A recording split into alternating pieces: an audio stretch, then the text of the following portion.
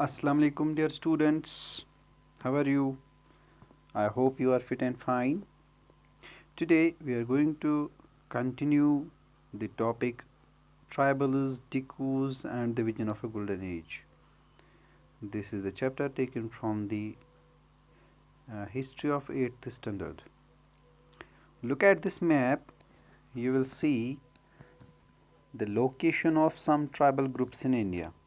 See, clearly these are the Gaddis, Vangujars, Bhotia, Saharia, Bhil, Vangujars, Rathwa, Bhegas, Banjaras, Gonds, Bekas, Maragunds, and Santhal, Munda, Oraon, Kasi, Naga, Reang, Mala, Irular, etc. So these are the locations of some of the tribal groups in India. Let's continue the topic with a short story of Birsa Munda. So this person जो बिरसा मुंडा था, ये मुंडा tribe का एक person था जो गांव में, जो फॉरेस्ट्स में, या जो छोटा नागपुर के तमाम एरियाज़ में घूमता रहता था और लोगों को ये समझाने की कोशिश कर रहा था कि जो आउटसाइडर्स आए हैं, जिनको वो डिकूज़ कहता था, डिकूज़ मतलब होता है फॉरेन एनिमीज़, तो इन डिकूज़ से बचने के लिए वो उन सब को तैयार कर रहा था कि हम सबको इनके अगेंस्ट जाना चाहिए, एक रेजिस्टेंस करनी चाहिए, या हमें इनके खिलाफ अपनी एक जंग करनी चाहिए। तो कुछ लोग ये मानते थे कि जो बिरसा मुंडा है उसके पास मिरेकलस पावर्स है। मिरेकलस पावर मतलब क्या होता है? वो किसी भी बीमारी को ठीक कर सकता है, बल्कि अगर किसी के ग्रेन कम है, खाने पीने की चीज़ें कम हैं, तो बिरसा मुंडा उनको दुगना कर सकता है या 3-4 गुना बढ़ा सकता है अपनी इस मिरेकलस पावर से। तो कुछ लोग उसको गॉड मानते थे, यानी भगवान। कुछ लोग वो ये भी कहते थे कि बिरसा मुंडा हमें इन सारी प्रॉब्लम से बचाएगा जो हम फेस कर रहे हैं। किस वजह से? ब्रिटिश गवर्नमेंट की वजह से, ब्रिटिश रूल की वजह से जो हमें प्रॉब्लम्स हैं उनसे हमें ये बिरसा मुंडा ही बचाएगा। बल्कि बिरसा मुंडा खुद भी कहता है कि मुझे गॉड ने भेजा है अपने लोगों को बचाने के लिए, उनको इस जुल्म से निजात दिलाने के लिए, इन प्रॉब्लम्स को सॉल्व करने के लिए मुझे गॉड ने भेजा है। तो बिरसा जो कि एक नोमैडिक ग्रुप से बिलोंग करता था, और ये ट्राइब थी मुंडाज़ की, जो छोटा नागपुर बिहार में एक ट्राइब थी। लेकिन जो उसके फॉलोअर्स थे, जो उसको मानने वाले थे, वो सिर्फ मुंडाज़ नहीं थे, बल्कि संथालास थे, ओरावनस थे, और भी बाकी ट्राइबल्स के लोग थे। यानी वो एक इम्पॉर्टेंट पर्सनालिटी इमर्ज हो गया 19th सेंचुरी में।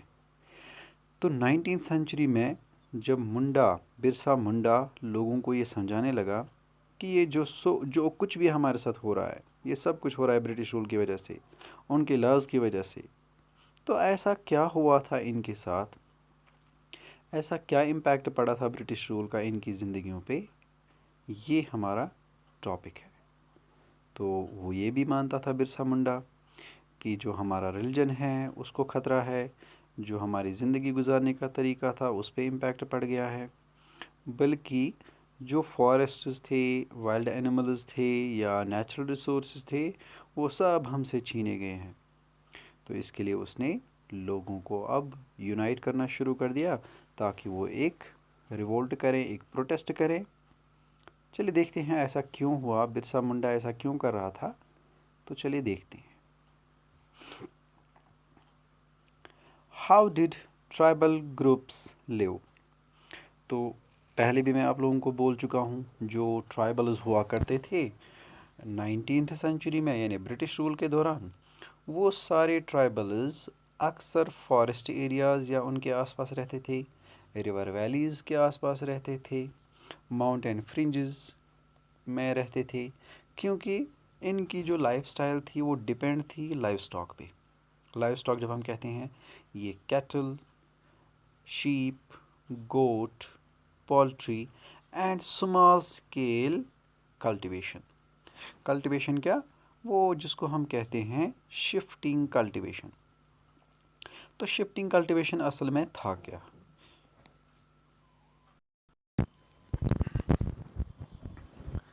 تو جو یہ شفٹنگ کلٹیویشن یا جس کو دوسرا نام دیا جاتا ہے جھوم کلٹیویشن، اس کا اور ایک نام ہے سلیش اینڈ برن کلٹیویشن. اس کلٹیویشن میں ہوتا کیا تھا؟ فارسٹ کا کچھ ایریا صاف کیا جاتا تھا، مطلب پیڑ پودے، گھاس پھوس، یہ سب کچھ کاٹا جاتا تھا تاکہ جو سن لائٹ ہے وہ زمین پہ آ جائے. پھر یہ کاٹے ہوئے پیڑ پودے، گھاس پھوس، اس کو جلایا جاتا تھا، وہاں سے ایش نکلتا تھا، وہ ایش مکس کیا جاتا تھا سوائل کے ساتھ. سوائل کے ساتھ مکس کرنے کے بعد اس زمین کو کھودا جاتا تھا.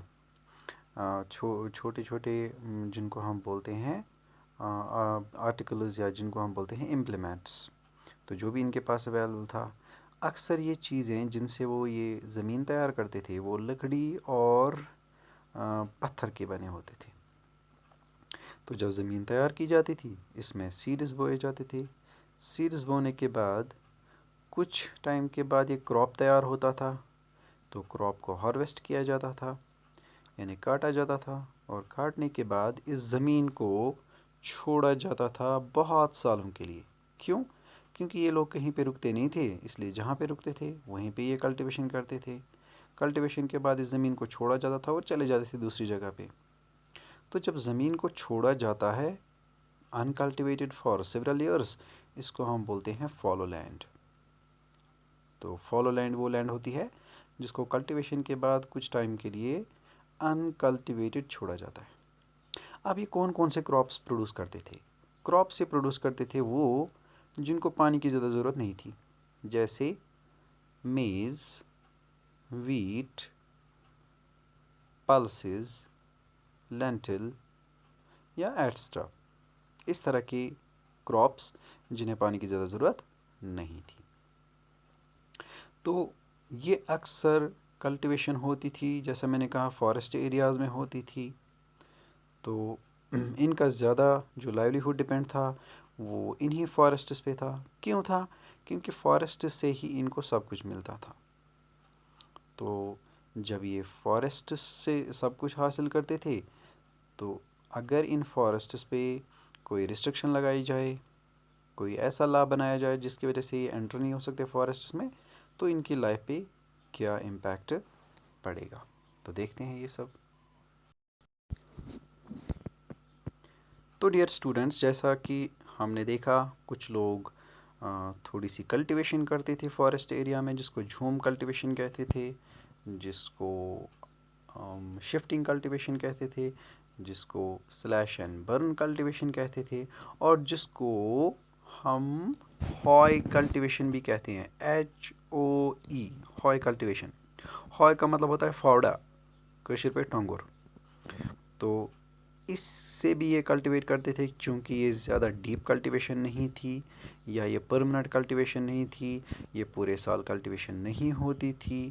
So it was temporary cultivation. تو یہ کچھ لوگ کرتے تھے، لیکن زیادہ تر یہ کیا کرتے تھے؟ زیادہ تر یہ ڈپینڈ تھے ہنٹنگ پہ. یس، ہنٹنگ. ہنٹنگ کرتے تھے جانوروں کی، ان کا گوشت کھاتے تھے، ان کی جو ہائیڈس کھال ہوتی ہیں اس سے وہ لیدر بناتے تھے. یہ بھی ایک ان کا لائیولی ہوڈ کا ایک پروسیجر تھا.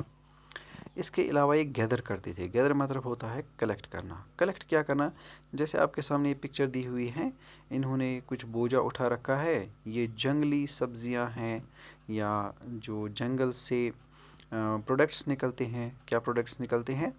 جیسے فلاورس ہوتے ہیں، ویجیٹیبلز ہوتے ہیں، فروٹس ہوتے ہیں، گراس ہوتے ہیں، لیوز ہوتے ہیں، ووڈ ہوتی ہے، ٹمبر، یا اس طرح کی جڑی بوٹیاں جو دوائی بنانے کے کام آتی ہیں. تو یہ ساری چیزیں یہیں سے کلیکٹ کرتے تھے. تو اب اگر ان لوگوں کو ان چیزوں سے دور رکھا جائے یا پھر ان لوگوں کو فارسٹس میں انٹر نہ ہونے دیا جائے تو کیا ہوگا ان کے ساتھ؟ تو اوبیسلی ان کی لائف ڈسٹرب ہوگی. ایک طرح کا فلاور یہ پروڈیوس کرتے تھے یا کلیکٹ کرتے تھے فارسٹ سے، اور اس فلاور کو بنتا تھا الکوہل، اور یہ جس فلاور سے بنتا تھا اس کو بولتے تھے مہوا. مہوا بولتے ہیں اصل میں شراب کو جو یہ اکثر پیتے تھے. تو سال ٹری سے بھی یہ ایکسٹریکٹ کرتے تھے سیڈس. تو یہ ساری کھانے پینے کی چیزیں ان کو انہی جگہوں سے ملتی تھی. تو بہت سی ایسی چیزیں تھیں جن کو یہ مارکیٹ میں بیچتے تھے. تو یعنی ان کی پوری زندگی ان فارسٹس پہ، ان ریور ویلیز پہ، ان ماؤنٹینس پہ ڈیپینڈ تھی. سو جب برٹش گورنمنٹ آئی تو انہوں نے ان کے ان رائٹس کو، جو یہ حق تھے ان کے since ancient times, since times immemorial, جو ان کے یہ حق تھے فارسٹس پہ، وہ ان کے چھیننے لگے.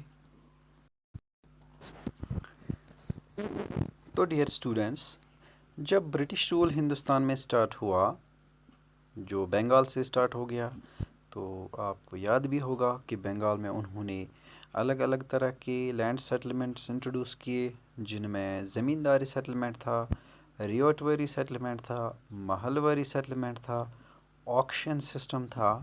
ان سارے سسٹمز کے اندر انہوں نے کلٹیویٹرز کے رائٹس چھین لیے، زمیندارز کے رائٹس چھین لیے. تو ایسے ہی ہم نے دیکھا کہ جو رولرز تھے ان کے پاورز چھین لیے گئے، یعنی ان کی امپائرز، ان کی کنگڈمز کو چھینا گیا by means of conquest, by means of diplomacy. اسی طرح سے 19th سینچری میں برٹش گورنمنٹ نے اب کنسنٹریٹ کیا، اب فوکس کیا ٹرائبلز پہ. تو برٹش گورنمنٹ یہ سمجھتی تھی کہ جو یہ ٹرائبلز ہیں یہ انسیولائزڈ ہے، یہ باربیریس ہے، یہ جنگلی ہے، یہ فارسٹ پیپل ہے، ان کو رہنے سہنے کا کوئی طریقہ نہیں ہے، ان کو بات کرنے کا طریقہ نہیں ہے، ان کو کھانے پینے کا طریقہ نہیں ہے، یہ ابھی بھی جنگلی جانوروں کی طرح ہی ہے. تو اگر ان کو جنگلی جانور پن سے دور رکھنا ہے، یعنی ان کو سویلائزڈ بنانا ہے، تو ہمیں چاہیے ہم ان کو ایک جگہ پہ رہنے کے لیے مجبور کریں. تو اب برٹش گورنمنٹ چاہتی ہے کہ یہ تمام ٹرائبل سوسائٹیز اپنی اپنی جگہ پہ سیٹل ہو جائے. تو بہت ساری سوسائٹیز، ٹرائبل سوسائٹیز، جن میں سنتھالاز تھے یا جن میں گونڈس تھے، انہوں نے ایک جگہ پہ رہنے کا اب ڈیسائیڈ کیا اور وہ ایک جگہ پہ رہنے لگے. اب وہ کلٹیویشن بھی کرنے لگے پرماننٹلی، یعنی وہ جنگلوں کو صاف کرنے لگے، جنگلوں کو کاٹنے لگے، وہاں پہ اپنی زمینیں تیار کرنے لگے، اور اس طرح سے وہ سیٹلڈ پیپل ہو گئے. لیکن ابھی بھی بہت ساری ٹرائبل سوسائٹیز تھی جو یہ سب کرنے کے لیے تیار نہیں تھی، کیونکہ انہیں پوری طرح سے یہ پتہ نہیں تھا کہ ہم کیا کریں، ہم کیسے کلٹیویشن کریں. تو ان کا یہ اپنا ٹریڈیشن بھی تھا فارسٹس پہ ڈیپینڈ رہنا، فارسٹ کے پروڈکٹس کو نکالنا. تو ان میں سے منڈا ٹرائب ایک ٹرائب تھی جو چھوٹا ناگپور بہار میں تھی. تو انہوں نے کوئی چینج نہیں لائی. تو اب دو کیٹیگریز ہو گئی ان ٹرائبل سوسائٹیز کی، ایک وہ جو سیٹلڈ ہو گئے اور دوسرے وہ جو کنٹینیو کرتے رہے hunting, gathering, shifting cultivation and all that. تو برٹش گورنمنٹ نے 19th سینچری میں کچھ لاز بنائے اور یہ لاز کہلانے لگے فارسٹ لاز. 1865 میں برٹش گورنمنٹ نے ایک ایکٹ پاس کیا.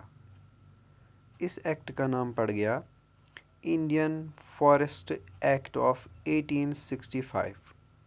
اس ایکٹ کو دو بار ایمنڈ کیا گیا، مطلب اس میں چینجز لائی گئی، 1878 میں اور دوسرا 1927 میں. تو ان ایکٹس کی وجہ سے کیا ہوا؟ سب سے پہلی بات، جو انڈین فارسٹس تھے ان کو 3 کیٹیگریز میں ڈیوائڈ کیا گیا. ایک کیٹیگری کو نام دیا گیا ریزروڈ فارسٹس، دوسری کیٹیگری کو نام دیا گیا پروٹیکٹڈ فارسٹس، اور تیسری کیٹیگری کو نام دیا گیا ولیج فارسٹس. تو فارسٹس کو 3 کیٹیگریز میں ڈیوائڈ کیا گیا، reserved, protected and village forests. Reserved forests بہت امپورٹنٹ تھے کیونکہ وہاں سے جو لکڑی ہوتی ہے شپ بنانے کے لیے یا پھر ریلوے ٹریکس کے لیے وہ نکلتی تھی. ساتھ ہی ساتھ میں وہاں پہ ہربز نکلتے تھے، یا ہم جن کو بولیں گے میڈیسنل پلانٹس، تو یہ نکلتی تھی. وہاں سے گم بھی نکلتا تھا، کچھ ایریاز میں ربر بھی نکلتا تھا. تو ان ایریاز کو برٹش گورنمنٹ نے صرف اپنے لیے رکھا، یعنی ریزروڈ فارسٹس میں کوئی بھی انڈین انٹر نہیں ہو سکتا، اور اگر ہوگا تو وہ برٹش گورنمنٹ پہلے الاؤ کرے گی. تو پہلی کیٹیگری ریزروڈ فارسٹس میں صرف برٹشرز جا سکتے ہیں. دوسری کیٹیگری جس کو نام پڑ گیا پروٹیکٹڈ فارسٹس، ان فارسٹس میں انڈینز کو الاؤ کیا گیا کہ آپ ہاں انٹر ہو سکتے ہیں، لیکن آپ کو اس کے لیے اسپیشل پاس لینا ہوگا، اسپیشل پرمیشن لینا ہوگا، اور ساتھ ہی میں ایک پرٹیکولر ٹائم پہ آپ وہاں جا سکتے ہیں. مطلب دن میں پیریڈ ڈیسائیڈ کیا گیا کہ آپ کب جائیں گے ان فارسٹس میں، پروٹیکٹڈ فارسٹس میں کلیکٹ کرنے کے لیے فوڈ یا ویجیٹیبلز یا فلاورز یا آل دیٹ جو بھی وہ پروڈیوس جو بھی وہاں پہ کلیکٹ کرتے تھے. تو دوسری کیٹیگری میں انہیں پرمیشن لینا تھا. تیسری کیٹیگری ولیج فارسٹس، وہاں پہ کچھ خاص تھا ہی نہیں، وہ بیکار فارسٹس تھے. تو ان میں الاؤ کیا گیا تمام جو بھی لوگ ان فارسٹس میں رہتے تھے یا ان فارسٹس کے آس پاس رہتے تھے، ان کو الاؤ کیا گیا آپ ان فارسٹس میں جا سکتے ہیں. So these forests were not important, village forests were not important. تو جب ریسٹرکشنز لگائی گئی 19 سنچری میں، جو انڈین فارسٹ ایکٹ بنا 1865 میں، اس کی وجہ سے اب یہ لوگ اپنی مرضی سے فارسٹس میں نہیں جا سکتے، نہ وہاں سے کچھ کلیکٹ کر سکتے ہیں، نہ وہاں پہ کوئی ایکٹیویٹی کر سکتے ہیں، جیسے اپنے جانوروں کو لے جانا گریزنگ کے لیے، پتے کاٹنا، لکڑی کاٹنا، یا فیول کے لیے جانا، کچھ بھی نہیں کر سکتے تھے. اب ان کی لائف ڈسٹرب ہونے لگی، اب ان کی لائف سٹائل پہ امپیکٹ پڑا. وہ کیسے؟ جب یہ اپنے جانوروں کو گریزنگ کے لیے نہیں لے جا سکتے ہیں تو ان کے جانور مرنے لگے. سو انہوں نے اپنے جانوروں کو یا تو بیچ دیا یا پھر وہ مر گئے.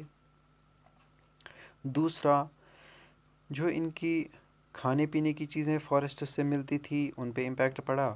اب یہ بیچارے ان فارسٹس کو چھوڑ کر دوسرے ایریاز میں چلے گئے. تو کچھ لوگوں نے کلٹیویشن سٹارٹ کی، کچھ لوگوں نے سٹیز کی طرف اپنا رخ کیا، یعنی وہ سٹیز میں چلے گئے کام کی تلاش میں، مزدوری کی تلاش میں. تو ان لوگوں کو مزدوری بھی نہیں ملتی تھی کیونکہ انہیں کوئی کام آتا نہیں تھا، فیکٹری میں، مائنز میں ان کو کوئی کام آتا نہیں تھا. تو نتیجہ کیا ہوا؟ نہ ان کے پاس لینڈ رہی، نہ ان کے پاس لیبر یعنی کام کرنے کا جو وہ ہنر ہوتا ہے. تو یہ بن گئے لینڈ لیس لیبررز. ہاں، ان کے پاس نہ لینڈ ہے نہ لیبر ہے. تو 19 سنچری میں جو سب سے زیادہ بے روزگار سڑکوں پہ نظر آنے لگے، روڈز پہ نظر آنے لگے، وہ یہی لوگ تھے جن کو فارسٹ سے نکال کر مجبور کیا گیا کہ آپ یہاں سے چلے جائیے، اور وہ سٹیز میں پہنچ گئے. تو بہت سے لوگوں کو زبردستی پلانٹیشنز میں لے جایا گیا. پلانٹیشن بولتے ہیں ہم اس زمین کو جہاں پہ ایک ہی کراپ پروڈیوس ہوتا ہے. سے for example Indigo plantation, T plantation, coffee plantation, opium plantation, sugar plantation. تو یہاں ایک ہی کراپ پروڈیوس ہوتا ہے. تو ان کو لے جایا گیا وہاں کام کرنے کے لیے. کچھ لوگ مائنز میں کام کرنے لگے. مائنز مطلب انڈر گراؤنڈ، جیسے کول نکالنا ہوا یا آئرن نکالنا ہے کہیں پہ، تو ان مائنز میں زمین کے اندر جو کھودی جاتی ہے مائن، وہاں پہ کام کرنے لگے. کچھ لوگ بیچارے فیکٹریز میں کام ڈھونڈنے لگے. جب کام نہیں ملا تو وہ مزدوری کر رہے تھے باہر بوجھا اٹھانے کا، تو یہ کام کرنے لگے. تو اس طرح سے جو ان کی لائف تھی وہ ڈسٹرب ہو گئی. انہی چیزوں کی وجہ سے 19 سنچری میں برسا منڈا تمام ولیجز میں جو اس کے آس پاس کے ولیجز تھے یا فارسٹ ایریاز تھے وہاں گھومتا رہا، لوگوں کو سمجھاتا رہا یہ فارنرس، یہ ڈکوز جو آئے ہیں ان کے خلاف ہمیں آواز اٹھانی چاہیے، ہمیں پروٹیسٹ کرنا چاہیے۔ تو ہسٹری کے مطابق according to history more than 100 revolts more than 100 revolts were witnessed in India which were conducted by these tribals during the 19th and 20th century میں 1946 تک قریباً 100 ریولٹ کیے گئے انہی لوگوں نے کیے برٹش گورنمنٹ کے خلاف یا پھر برٹش آفیشلز کے خلاف یا کانٹریکٹرز کے خلاف۔ تو جہاں ان فارسٹ لاز کی وجہ سے ان ٹرائبلز کی لائف چینج ہو گئی، وہیں پہ ان کے لائیولی ہوڈ پہ بھی امپیکٹ پڑا، ان کے فوڈ ہیبٹس پہ بھی امپیکٹ پڑا۔ پہلے یہ اپنی مرضی سے جو انہیں ملتا تھا فارسٹ سے وہی کھاتے تھے، اس میں ملک ہوتا تھا، اس میں کرڈ ہوتا تھا، اس میں چیز ہوتی تھی، اس میں بٹر ہوتا تھا، اس میں میٹ بھی ہوتا تھا، اس میں پلسز ہوتے تھے، لیکن اب انہیں یہ کھانے کے لیے بھی نہیں مل رہا ہے۔ ان فارسٹ لاز کی وجہ سے اور ایک چینج آئی۔ پہلے جو ٹرائبل چیف ہوا کرتا تھا جس کو میں نے کہا تھا راجن، تو اس کو چنتے تھے لوگ، لیکن اب برٹش گورنمنٹ نے ان کے ہیڈز بنانے شروع کر دیے، یعنی ان ٹرائبل چیفز کو برٹش گورنمنٹ نے لینڈز دیے، لینڈ کا مالک بنایا۔ اب لینڈ کا جب وہ مالک بن گیا تو اس کو کہا گیا اپنی پوری ٹرائب پہ نظر رکھو، جو کچھ بھی ٹرائب میں ہو رہا ہے وہ ہمیں بتا دو۔ تو اب وہ لوگوں کا پروٹیکٹر نہیں ہے، اب وہ بن گیا agent of the British government. تو سیدھی سی بات ہے، وہ اب اپنے لوگوں کے لیے کرے گا یا پھر برٹش گورنمنٹ کے لیے کرے گا۔ تو انہوں نے کیا کیا، جب انہیں زمینیں مل گئی انہوں نے اس زمین کو کسی اور کے حوالے کر دیا تاکہ وہ کلٹیویٹ کریں۔ کلٹیویٹ کرنے کے بعد حصہ کر رہے تھے کراپ کا، یعنی کچھ حصہ اس ٹرائبل چیف کو بیٹھ کر مل رہا تھا اور کچھ حصہ ان لوگوں کو جو اس لینڈ میں کام کرتے تھے، یعنی کلٹیویٹرز۔ تو اس سے پتہ چلتا ہے ٹرائبل چیفز بھی اب برٹش گورنمنٹ کے الائز بن گئے، برٹش گورنمنٹ کے ایجنٹس بن گئے۔ اب وہ کام نہیں کر رہے ہیں جو وہ پہلے کیا کرتے تھے۔ See this picture as well as the text on the screen. You will see under the British rule, the functions and powers of the tribal chiefs changed considerably. They were allowed to keep their land titles over a cluster of villages and rent out lands, but they lost much of their administrative power and were forced to follow laws made by the British officials in India. تو یہ statement آپ کو خود بتا رہی ہے کہ اب وہ ٹرائبل چیفس اس طرح سے نہیں تھے، اتنے ریسپیکٹڈ نہیں تھے سوسائٹی میں جتنے کہ پہلے وہ ہوا کرتے تھے، کیونکہ پہلے لوگ ان کو چنتے تھے، اب برٹش گورنمنٹ انہیں چن رہی ہے۔ پہلے وہ کیٹل سٹاک پہ ڈیپینڈ تھے، اب وہ لینڈ کلٹیویٹ کرنے لگے، لینڈ کلٹیویٹ کرانے لگے۔ تو ٹریڈیشنل سسٹم جو ہوا کرتا تھا وہ پوری طرح سے ختم ہو گیا۔